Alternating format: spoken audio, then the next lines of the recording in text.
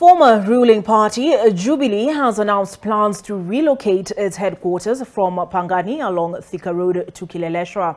In a letter seen by NTV, Jubilee Secretary General Jeremiah Kioni stated that the party will now focus on recruiting new members and revamping its grassroots offices. Jubilee, which had 140 members of parliament after the 2017 general election, now has 28 members of parliament after the 2022 general election, some of whom are now warming up to President William Ruto's UDA, that is the United Democratic Alliance. Could this be the beginning of the end for the once monolithic Jubilee Party? Sydney Chazima interrogates. In the run-up to the 2017 general election, the Jubilee Party's meticulous organization and the flamboyance of its events was second to none. The party rivaled its competitors in many ways, and its top leadership, comprising of the famous Uhuruto camaraderie, kept the party moving like a well-oiled machine.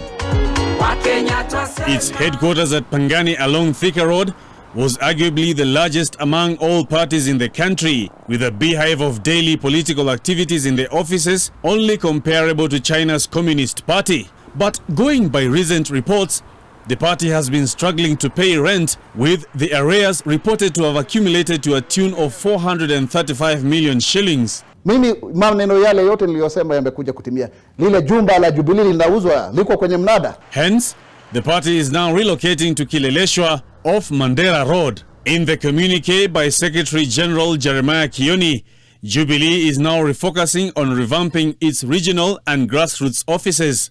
Equally, Kioni appears to be at home with the fact that the party needs new members and fresh blood in the leadership roles. The relocation appears to point at a possible decline in funds received from the Office of the Registrar of Political Parties. After the 2017 election, Jubilee was entitled to over 300 million shillings from the political parties fund, as opposed to the 135.1 million shillings they are bound to receive in 2022. The party was bedeviled by leadership wrangles occasioned by the much publicized fallout between Uhuru Kenyatta and William Ruto. Despite the challenges that we have faced from a few noisy naysayers who have tried to rock the party from within. Wanaume bado wanaketi hapo, watu wanatuongelesha, mnatuongelesha nini nyinyi watu bure? Maharibu chama mpaka imepotea, mnatuambia nini? Nyinyi kwendeni bure kabisa.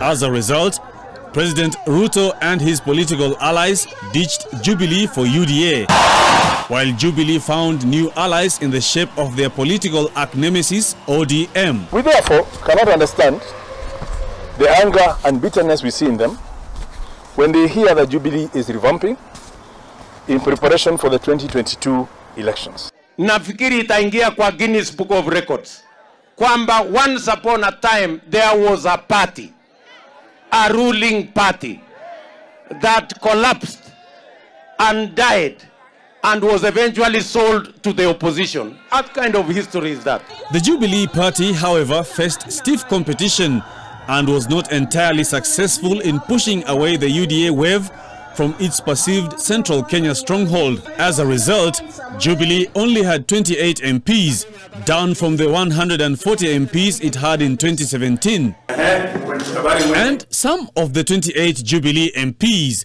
appear to be warming up to William Ruto's UDA while giving the Azimio anti-government rallies a cold shoulder. Wameona kwamba hawezani kupinga serikali.